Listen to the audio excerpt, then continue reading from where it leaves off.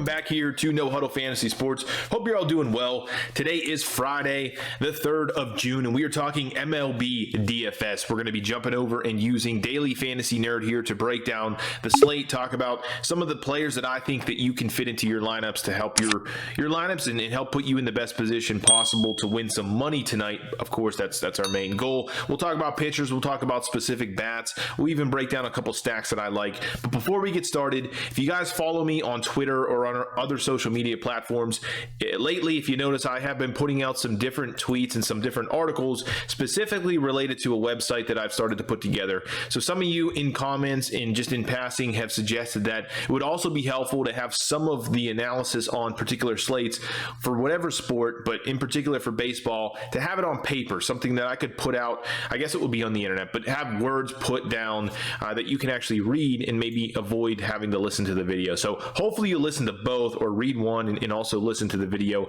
But here specifically, I have put out a website. It's nhfs.ghost.io. You want to just make sure you check it out on Twitter. You can click the links or you can just check the description of this particular video. I'll link it. But you can see here, it's a pretty short article. Again, that's the goal of a lot of this information, a lot of these videos, and that translates over to some of these articles, is that I can get you guys information quickly that you can digest and hopefully benefit you and put you in a better spot for DFS. So you can see I break down pitchers, I break down batters, and I break down some of the stacks. And we're just going to do that here right now. We're going to talk about pretty much the same thing that I put out earlier this morning. The good thing about these articles is that they will come out every single day. So these videos that I'm putting together do not do that. I can only do the videos maybe once or twice a week, but these articles will come out daily. So you have something quick that you can look at each and every day to help you and put yourself in the best position for DFS. I can also put the actual articles out much faster. Earlier in the morning, I can basically bang these out. It's a little bit longer of a process to put out videos because you have to obviously record them, edit them, actually upload them, which takes time. There's just a lot more involved. But make sure you check it out. Make sure you leave me some comments down below if you like the articles. If you have any suggestions, I'd appreciate all that. And then you can also subscribe to the newsletter here. So if you click it, type in your name and type in your email, you actually never have to visit this page anymore. It will just send you the article via email. So it's going to be daily, just so you guys know, you're aware, or basically anytime I put out a new article, that's going to be sent to your mailbox. You can read it, delete it, and be on your way for the day in terms of DFS. But let's start with tonight's slate. So we are talking about baseball for tonight, MLB DFS Friday night. Friday night's typically one of my favorite nights to obviously play DFS baseball because the slates are usually really big. You typically get some aces on the mound. It's just a great day for baseball in general. We're looking at a bigger slate, of course, for tonight, as I just mentioned. In terms of rain, in terms of weather, not a whole lot stands out. Finally, we're going to have several games that are actually going to play out, right? The last few nights we've just had rainouts, delays, all kinds of nonsense that you don't want to deal with baseball. The only thing I would pay attention to, Atlanta at Colorado. It's going to be one of the hottest games in terms of hot, meaning ownership. A lot of people are going to flock to that game because you have some great offense in Atlanta playing in Colorado versus a really bad pitcher, but you're looking at a 24% chance of rain right now. That's actually gone up since I actually wrote the article earlier this morning. So again, just make sure you pay attention to weather, make sure you pay attention to lineups. These videos, the articles, the big disclaimer is I put them out as early as possible so you can get the information, but I don't have lineups and I don't have actual weather, final numbers. So that's on you guys to make sure you do that here. But you can see everything else looks pretty clear for the night. If there's any concern, it's a retractable roof or a dome that they're playing in. So overall, good night in terms of baseball being played out. No real weather concerns. Starting with the pitcher position, I want to point out, obviously the most expensive guys on this slate are going to be Garrett Cole, number one, Musgroves, Burns, Bieber, and then I'm going to butcher this name, McClanahan, Shane McClanahan for the Tampa Bay Rays. A couple of guys I want to point out specifically that I pull out in the article here. Garrett Cole is my favorite pitcher on the night. Yes, he is the most expensive pitcher, but for good reason. The dude is just a monster. We know this. He's been a monster since his time in Pittsburgh. He's doing even better in New York. Obviously, there's been some back and forth whether or not there's some issues going on and possibly We're not going to go there. But in general, the dude's a monster. He's an ace for sure. Can offer you double-digit strikeouts. If we bounce back to the article here, I break it down pretty easy for you guys to digest here. The Tigers are awful. Garrett Cole is great. He's pitching at home. You're looking at a Tigers team tonight that's only projected 2.84 runs, the lowest on the slate by far. More importantly, Cole was projected 8.5 in terms of a strikeout potential. So you can see here, 2.64 for Vegas odds on the Tigers. 8.5 is the over-under on strikeouts for Garrett Cole. Compare that to the rest of the field here. Nobody else really comes close. Corbin Burns at 8. Everyone else is at 7.5 or below. So Garrett Cole by himself stands out significantly in terms of strikeouts, and that's something we like to see when picking pitchers. Now, the Tigers, absolutely awful. They rank dead last in WRC+, second to last in WOBA, and dead last in ISO versus right-handed pitchers. So, in summation, why Garrett Cole? He is expensive. It's going to be hard to fit other bats like Atlanta and some of the bigger, more expensive stacks, but Garrett Cole stands out heads and shoulders above everyone else tonight. Really low projected run total from Vegas on Detroit, really high strikeout potential and projection on Garrett Cole, but more importantly, basically you have the worst team in baseball versus right-handed pitching in the Detroit Tigers facing him. So I really like Garrett Cole tonight. I think you guys should definitely consider him and try to find a way to fit him in. The other pitcher I want to point out specifically is Shane Bieber. I do not think he should be the fourth highest salary pitcher, meaning I think he's underpriced.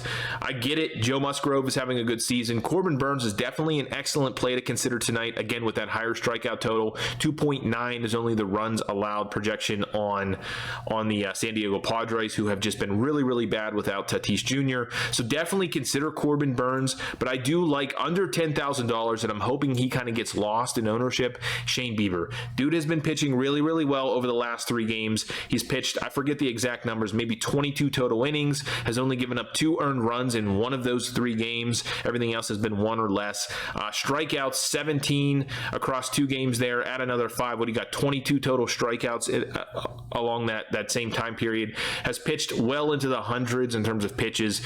Really turning into the pitcher that we saw a couple of years ago, right? He's a guy that has won the Cy Young.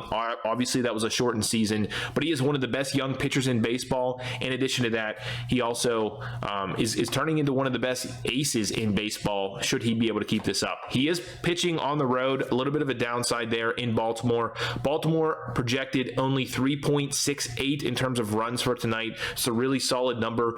Shane Bieber, a little lower than I expected. 6.5 is the over-under. If I was a betting man, I would bet over against Baltimore tonight on that K projection there. But overall, if we back up to the article here, you can see in general, obviously the Baltimore Orioles are not as bad as the Tigers, who can be. They're dead last, but they are bottom half in all of those same statistics. Whether that's WOBA, ISO, WRC plus versus right-handed pitching, you have the Baltimore Orioles in the bottom half of the league.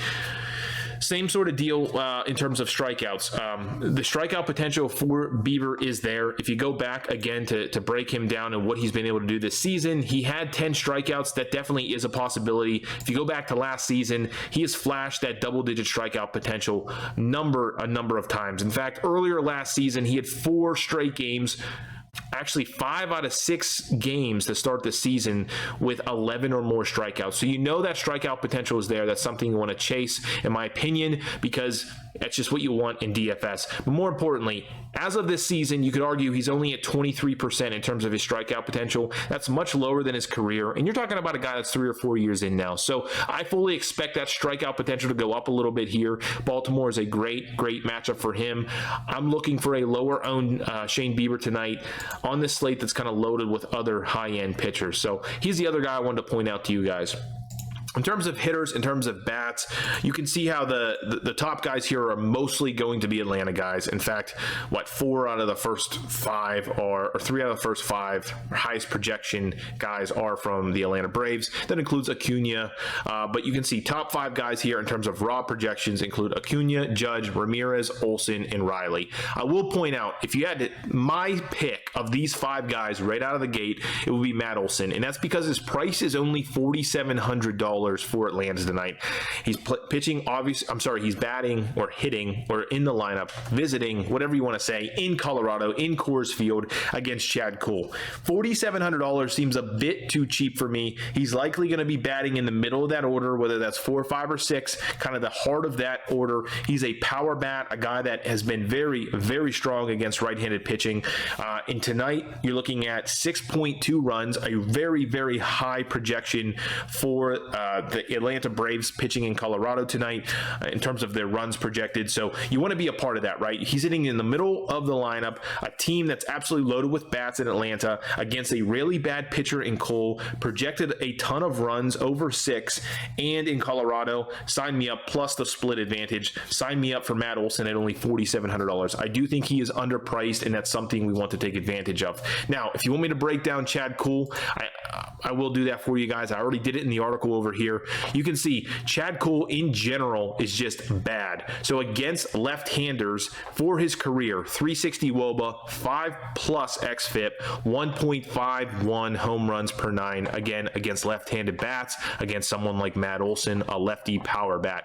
More importantly, he doesn't strike anyone out, whether that's lefties or righties. Chad Kuhl just does not have a good strikeout potential, and he gives up a 40% fly ball rate to left-handers. So the ball is in the air a lot, and that's a recipe for disaster against or pitching against anyone, let alone Matt Olson, in a place like Colorado. For Matt Olson himself, he does crush right-handers, 139 WRC plus, 371 WOBA, and 265. Very, very strong, powerful 265 ISO versus right-handers. I got a good feeling for Matt Olson tonight. He's definitely a guy I will be considering including in lineups. Vlad Guerrero Jr., he has fallen a little bit on this list. He was one of the top 5 guys in terms of raw projections. He dropped a little bit here. I'm assuming other guys got bumped up, but you can see it's been refreshed. Vlad Guerrero Jr., very streaky this season. He started off the season pretty strong, went on a little bit of a cool down period, had a few good games, cooled down again, and now is back onto what I would consider, I don't know if it's a hot streak, but is hitting much better. He's a very, very streaky hitter so far this season. You can see here, though, his last 2 games have been very, very good. He has a home run against, basically that entire series, he was really good. The series against LA, the series against St. Louis, and the series against the Chicago White Sox, he has performed pretty well. What was surprising to me, he's not in a split matchup, meaning he's a right-hander not facing a lefty, but he's actually much better versus right-handed pitching. If you look here, and this was very surprising to me, he has a season 134 WRC plus, 358 WOBA, and 213 ISO. Those numbers are way better than when he faces left-handed pitching. So he's very, very good against right-handers. Now, what I love about this, and it's pretty much the only reason, no, I'm just kidding, but Chichi Gonzalez is the pitcher he's facing. I just want to say Chichi. So really, I don't have any insight on Vlad Guerrero Jr. other than he's facing a guy named Chichi, and why would you not take a bat against, or an entire stack against, a guy named Chichi? But Chichi Gonzalez, formerly pitching for Colorado, making his season debut for Minnesota today, not a good pitcher. He has an incredibly low strikeout rate versus either side of the plate, but he is a right-handed pitcher. Toronto is playing at home, 5.66, second highest on the board for runs scored projected. Vlad Guerrero Jr. obviously going to hit right smack in the middle of that order, the best bat they have arguably, but facing Chichi. Now, why would I pick on Chichi? Well, against pretty much anyone, and this is if you remove Coors Field. So what I went ahead and did was go back to previous career seasons for Chichi Gonzalez, break down his numbers as an away pitcher, meaning you take out the effects of Coors, all the bloated numbers that come with that. He's still a really bad pitcher. 332 WOBA, 515 xFIP, and an incredibly low 14.7 strikeout rate versus right-handers. The numbers are just not good. He is not a good pitcher. He's definitely a guy you want to take advantage of. Even though he's pitching in Minnesota now, it doesn't matter. Those numbers reflect non-Coors statistics on him. The only other guy I want to mention, because you will need to find some value, is Oscar Gonzalez. You don't need much of a breakdown here other than the fact he's only $2,000. You just want to make sure he's going to play tonight or be in the lineup. I do believe he will be. What's good is they've typically been employing him against left-handed pitching. I'm assuming that's, his advantage. That's why they have him. But he's only $2,000. Doesn't have a whole lot of history this season. This is kind of his first season with Cleveland in the big leagues. But like I said, you can see he's basically hitting 5th or 6th, typically when they face left-handed pitching. I'm hoping they get him in the lineup again tonight, hopefully hitting in that 5 or 6 spot. Again, has that split advantage, only $2,000, can definitely save you a lot of money. Some of these other guys, if you're going to see Adam Duvall or Harris II in the lineup for Atlanta, in Colorado, they're going to hit at the bottom of the order, but obviously that's going to save you a lot of cash and still get you exposure to that Coors Field effect. But in general, that's what you're looking at in terms of some value tonight. This value will not really open up until some of these lineups come out. You can look back up here. We do not really have any particular lineups outside of Arizona being locked in right now. So make sure you check on that, check the weather, all that good stuff. In terms of stacks, I will leave you with this. Atlanta, by far the easiest stack for the night. Going to have a ton of ownership, put up 13 runs last night, and arguably facing even a worse pitcher, so a better spot for that Braves lineup, facing Chad Cole. 6.21 is the Vegas total projected right now for them. We don't have the lineup, obviously, but get creative. You can probably find some, I would call them lower owned guys, but obviously compared to all other games, they still will be pretty elevated. But in general, you can get creative and try to lower your ownership. I do still really like Toronto. I talked about Chichi Gonzalez. The guy basically gives up a ton of contact, a ton of hard contact. He isn't good versus lefties. He isn't good versus righties. I liked Vlad Guerrero Jr. I like anyone basically in that lineup. And it reflects here. Minnesota, Toronto, that particular game, really high over-under. Toronto themselves projected 5.66. Again, Chichi Gonzalez, you just want to attack him because his name's Chichi. I'm not really interested in New York. I'm not really interested in Colorado. Philadelphia, they just fired their manager, so we'll have to see what happens there. If I had to pick out some other random teams here, I think the Dodgers stand out to me. I think Pittsburgh offers some value. Well, basically they offer, value. If you want to really get cheap and find some cheap players, Pittsburgh's been honestly playing pretty well the last few days. They just swept the Dodgers. They've been putting up like 8 runs. So I'm not saying stack them fully, but I'm saying if you're looking for some value, Pittsburgh might be a spot to do that. And then last but not least here, the Mets. So they are projected only 3.63 runs on the night, but they have been putting up a ton of runs. You can see here, they average over 5 runs a game. So it's a spot where you can get some super low ownership.